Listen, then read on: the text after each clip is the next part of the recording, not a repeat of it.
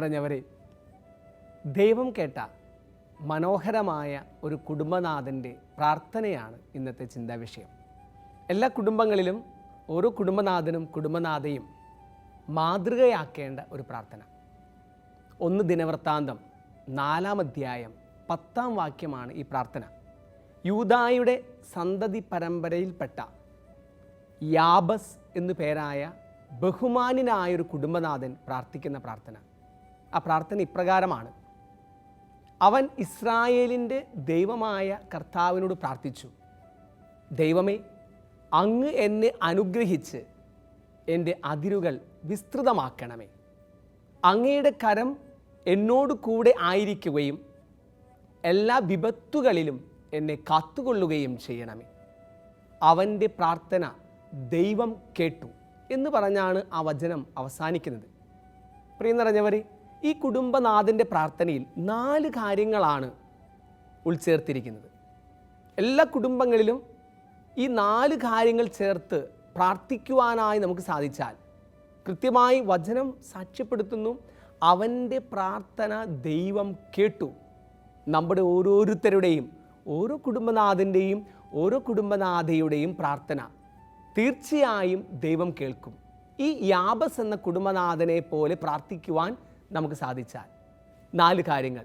1-ാമത്തെ കാര്യം, ദൈവത്തിൻ്റെ അനുഗ്രഹം യാചിക്കുക. ദൈവമേ, എന്നെ അനുഗ്രഹിച്ച് ദൈവത്തിൻ്റെ അനുഗ്രഹം യാചിച്ചുകൊണ്ട് ഓരോ പ്രഭാതവും തുടങ്ങാൻ ഒരു കുടുംബനാഥനും കുടുംബനാഥിക്കും സാധിക്കട്ടെ. 2-ാമത്, എൻ്റെ അതിരുകൾ വിസ്തൃതമാക്കണമേ. അതിരുകൾ എന്ന് പറയുന്നത് ഭൂമിയുടെ അതിരുകളല്ല, അതിർത്തികളില്ലാത്ത ഒരു മനോഭാവം സ്വന്തമാക്കുക എന്നുള്ളതാണ് അതിരുകൾ വിസ്തൃതമാക്കണമേ എന്നതുകൊണ്ട് അർത്ഥമാക്കുന്നത്. അതിർവരമ്പുകളില്ലാത്ത ഒരു ജീവിതം, ജാതിയുടെയോ മതത്തിൻ്റെയോ വർണ്ണത്തിൻ്റെയോ ദേശത്തിൻ്റെയോ ഭാഷയുടെയോ ഒക്കെ അതിർത്തികളില്ലാതെ എല്ലാവരെയും ഹൃദയത്തിലേക്ക് ഉൾച്ചേർക്കാൻ പറ്റുന്ന രീതിയിലുള്ള ഒരു മനോഭാവം സ്വന്തമാക്കുക എന്നുള്ളതാണ് എൻ്റെ അതിരുകൾ വിസ്തൃതമാക്കണമേ എന്നതുകൊണ്ട് ഉദ്ദേശിക്കുന്നത്. 3-ാമത്, കർത്താവിൻ്റെ കരം എന്നോടുകൂടെ ആയിരിക്കുക. കർത്താവിൻ്റെ കരം എന്നോടുകൂടെ ആയിരിക്കുക എന്നുള്ളതാണ് 3-ാമത്തെ കാര്യം. കൃത്യമായി ഉൽപ്പത്തിയുടെ പുസ്തകത്തിൽ 39-ാം അധ്യായം 2-ാം വാക്യത്തിൽ ജോസഫിനെ കുറിച്ച് പറയുന്ന വളരെ മനോഹരമായൊരു വാക്യമുണ്ട്. കർത്താവിൻ്റെ കരം അവനോട് കൂടെ ഉണ്ടായിരുന്നു, എല്ലാ കാര്യങ്ങളിലും അവന് ശ്രേയസ്സുണ്ടായി. 39-ാം അധ്യായം 23-ാം വാക്യത്തിൽ വീണ്ടും കർത്താവിൻ്റെ കരം അവനോട് കൂടെ ഉണ്ടായിരുന്നു, അവിടുന്ന് അവനെ എല്ലാ കാര്യങ്ങളും ശുഭമാക്കുകയും ചെയ്തു. യോഹന്നാനെ കുറിച്ച് ലൂക്കായുടെ സുവിശേഷത്തിൽ വളരെ മനോഹരമായി പറയുന്നുണ്ട്, കർത്താവിൻ്റെ കരം അവനോട് കൂടെ ഉണ്ടായിരുന്നു, ആത്മാവിൽ ശക്തിപ്പെട്ട് അവൻ വളർന്നു. അപ്പോൾ കർത്താവിൻ്റെ കരം കൂടെ ഉണ്ടാകുമ്പോൾ എല്ലാത്തിനും ശ്രേയസ്സുണ്ടാകുന്നു, എല്ലാം ശുഭമായി മാറുന്നു. ആത്മാവിൻ്റെ ശക്തി ആവോളം അനുഭവിക്കുവാൻ, ആ ശക്തിയിൽ വളരാൻ ഒരു സമൂഹത്തിൽ ഒരു വ്യക്തിക്ക് സാധിക്കുന്നു. 4-ാമത്, എല്ലാ വിപത്തുകളിലും നിന്ന് എന്നെ കാത്തുകൊള്ളണമേ.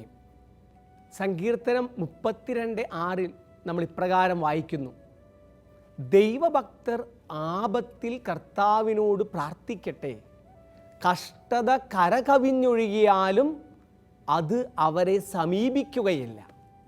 വിപത്തുകളിൽ പ്രാർത്ഥിക്കുക എന്നുള്ളത്. പ്രിയം നിറഞ്ഞവർ, ഈ 4 കാര്യങ്ങൾ നമ്മുടെ കുടുംബ പ്രാർത്ഥനയിൽ ഉൾച്ചേർക്കാനായിട്ട് നമുക്ക് സാധിച്ചാൽ തീർച്ചയായിട്ടും ഓരോ കുടുംബത്തിൻ്റെയും ഓരോ കുടുംബനാഥൻ്റെയും ഓരോ കുടുംബനാഥയുടെയും പ്രാർത്ഥന ദൈവം കേൾക്കുമെന്ന് വചനം നമുക്ക് ഉറപ്പ് നൽകുകയാണ്. ഈ 4 കാര്യങ്ങളും നമ്മുടെ കുടുംബ പ്രാർത്ഥനയിൽ ഉൾച്ചേർത്തുകൊണ്ട് ദൈവം കേൾക്കുന്ന, പ്രാർത്ഥിക്കുന്ന കുടുംബനാഥന്മാരും കുടുംബനാഥമാരുമായി നമുക്ക് മാറാം. ദൈവമേ, അങ്ങേ എന്നെ അനുഗ്രഹിച്ച് എൻ്റെ അതിരുകൾ വിസ്തൃതമാക്കി, അങ്ങയുടെ കരം എന്നോട് കൂടെ ആയിരുന്ന് വിപത്തുകളിൽ എന്നെ കാത്തുകൊള്ളണമേ എന്ന് നമുക്ക് പ്രാർത്ഥിക്കാം. നമ്മുടെ ഓരോരുത്തരുടെയും കുടുംബ പ്രാർത്ഥനകളിൽ ഈ 4 കാര്യങ്ങൾ നമുക്ക് ഉൾച്ചേർത്താം. 1-ാമത്, ദൈവത്തിൻ്റെ അനുഗ്രഹം യാചിക്കുക. ഓരോ പ്രഭാതത്തിൻ്റെയും തുടക്കത്തിൽ, ഓരോ ദിനത്തിലും ദൈവാനുഗ്രഹം യാചിച്ചുകൊണ്ട് നമുക്ക് ആരംഭിക്കാം. ദൈവത്തിൻ്റെ അനുഗ്രഹം നമ്മിലേക്ക്, നമ്മുടെ ഭവനങ്ങളിലേക്ക് കടന്നു വരുമ്പോൾ നമ്മുടെ അന്നത്തെ ജീവിതത്തിൻ്റെ ഓരോ നിമിഷങ്ങളും അത് വലിയ കൃപയുടെ നിമിഷങ്ങളായി മാറുന്നു. എല്ലാം നന്മയായി മാറുന്നു. ജീവിതത്തിൽ എന്തെല്ലാം പ്രതിസന്ധികൾ, പ്രശ്നങ്ങൾ, പ്രതിബന്ധങ്ങൾ കടന്നു വന്നാലും അതിനെയെല്ലാം തരണം ചെയ്യാനുള്ള ഒരു ആത്മധൈര്യം ദൈവാനുഗ്രഹത്തിലൂടെ നമുക്ക് ലഭിക്കുകയാണ്. പ്രിയ നിറഞ്ഞവരെ, അപ്പോൾ ഒന്നാമത് ദൈവത്തിൻ്റെ അനുഗ്രഹം യാചിക്കുക. നമ്മുടെ കുടുംബത്തിന് വേണ്ടി, മക്കൾക്ക് വേണ്ടി നമ്മുടെ എല്ലാ പ്രാർത്ഥനകളും യാചനകളും എല്ലാം തന്നെ തമ്പുരാൻ്റെ കരങ്ങളിലേക്ക് സമർപ്പിച്ചുകൊണ്ട് പരിപൂർണമായും അവിടത്തേക്ക് നമ്മെ തന്നെ കൊടുത്തുകൊണ്ട് ദൈവത്തിൻ്റെ അനുഗ്രഹം യാചിക്കുന്നതാകട്ടെ ഒന്നാമത്തെ കാര്യം. ഈ അനുഗ്രഹം യാചിക്കുന്നതിൽ ഏറ്റവും പ്രധാനമായി 3 കാര്യങ്ങൾ അടങ്ങിയിരിക്കുന്നു. ഒന്നാമത്, അവിടുന്ന് നമുക്ക് ഇതുവരെ നൽകിയ നന്മകൾക്ക് നന്ദി പറയുക. അനുഗ്രഹത്തിൻ്റെ ആദ്യ സ്റ്റെപ്പ് നന്ദി പറയലാണ്. ദൈവം നമ്മുടെ ജീവിതത്തിലേക്ക് എന്തുമാത്രം അനുഗ്രഹങ്ങളാണ് നൽകിയിരിക്കുന്നത്. എണ്ണിയാൽ തീരാത്ത അനുഗ്രഹങ്ങൾ. ഈ ഭൂമിയിലേക്ക് ജനിച്ചു വീണ നിമിഷം മുതൽ ഈ നിമിഷം വരെ അവിടുന്ന് വ്യക്തികളിലൂടെ, ഓരോ സാഹചര്യങ്ങളിലൂടെ, അനുഭവങ്ങളിലൂടെ നമ്മുടെ ജീവിതത്തിലേക്ക് ചൊരിഞ്ഞിരിക്കുന്ന അനുഗ്രഹങ്ങൾ, അവയെ മനസ്സിൽ ധ്യാനിച്ചുകൊണ്ട് ഓരോ അനുഗ്രഹത്തിനും തമ്പുരാന് നന്ദി പറഞ്ഞുകൊണ്ട് നമുക്ക് ഓരോ ദിനവും ആരംഭിക്കാൻ സാധിച്ചാൽ, നമ്മുടെ കുടുംബ പ്രാർത്ഥന നന്ദിയോടുകൂടി തുടങ്ങാൻ നമുക്ക് സാധിച്ചാൽ, അത് തീർച്ചയായിട്ടും ദൈവാനുഗ്രഹത്തിൻ്റെ സമൃദ്ധി നമ്മുടെ ജീവിതങ്ങളിലും കുടുംബങ്ങളിലും സമൂഹത്തിലും നിറഞ്ഞു നിൽക്കാനിടയാക്കുന്നു. അപ്പോൾ ഒന്നാമത് നന്ദി പറഞ്ഞ് ആരംഭിക്കുക, ദൈവാനുഗ്രഹത്തിൻ്റെ ആദ്യ സ്റ്റെപ്പ്. രണ്ടാമത് ദൈവാനുഗ്രഹത്തിൻ്റെ സെക്കൻഡ് സ്റ്റെപ്പ്. നമ്മളൊക്കെ ബലഹീനരായ മനുഷ്യരാണ്. കുറവുകളും പോരായ്മകളും ഒക്കെ നമ്മുടെ ജീവിതത്തിൻ്റെ കൂടപ്പിറപ്പുകളാണ്. അപ്പോൾ തീർച്ചയായിട്ടും നമ്മുടെ ജീവിതത്തിൽ വന്നുപോയ കുറവുകളെക്കുറിച്ചുള്ള ഒരു അനുതാപം, ഞാൻ ബലഹീനനായ വ്യക്തിയാണ്, എന്നിൽ ഒരുപാട് കുറവുകളുണ്ട്, പോരായ്മകളുണ്ട്.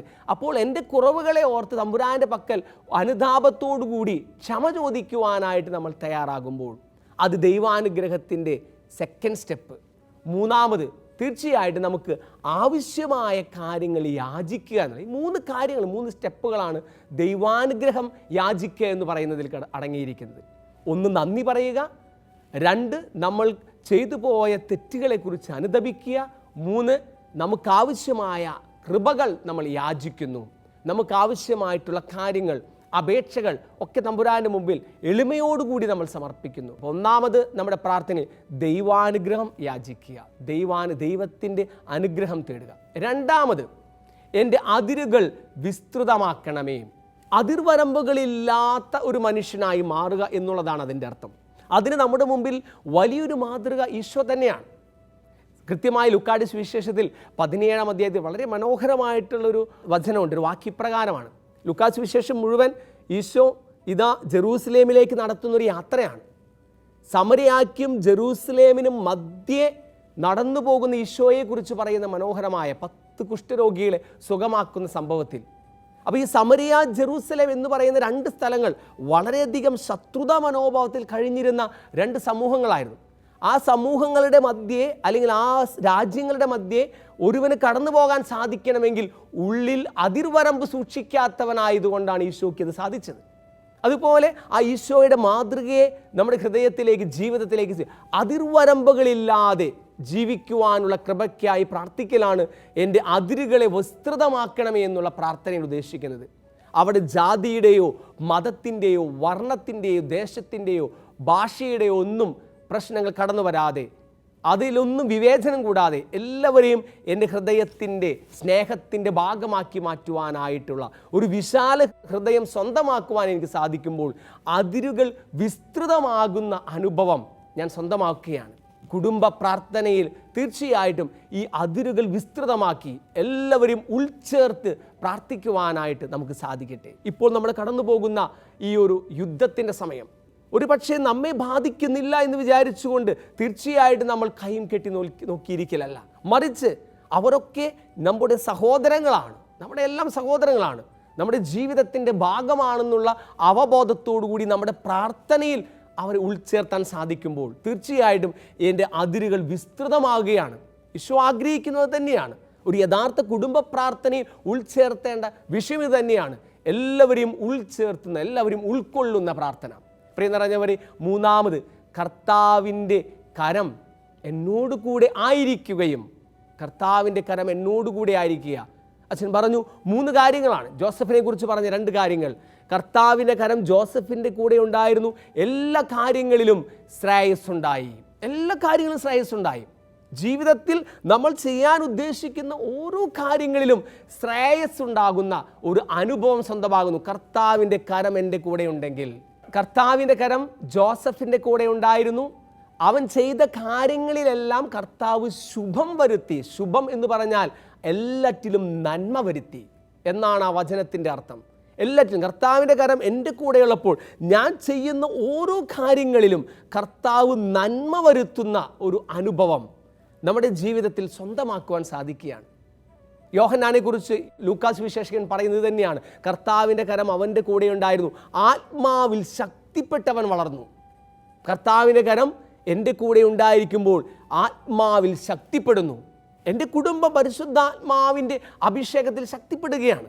ആ കുടുംബ പ്രാർത്ഥനയിൽ കർത്താവെ, അങ്ങയുടെ കരം ഞങ്ങളുടെ കൂടെ ഉണ്ടാകണമേ എന്ന് ഞാൻ ആത്മാർത്ഥമായി, സ്നേഹത്തോടുകൂടി, താല്പര്യത്തോടുകൂടി, ആഗ്രഹത്തോടുകൂടി, എളിമയോടുകൂടി പ്രാർത്ഥിക്കുമ്പോൾ അവിടുത്തെ ആത്മാവിൻ്റെ ശക്തി എന്നിലേക്ക്, എൻ്റെ കുടുംബത്തിലേക്ക്, എൻ്റെ മക്കളിലേക്ക്, എൻ്റെ ജീവിത പങ്കാളിയിലേക്കെല്ലാം പ്രവഹിക്കുന്നൊരു കാഴ്ചയാണ് ഞാൻ അവിടെ കാണുന്നത്.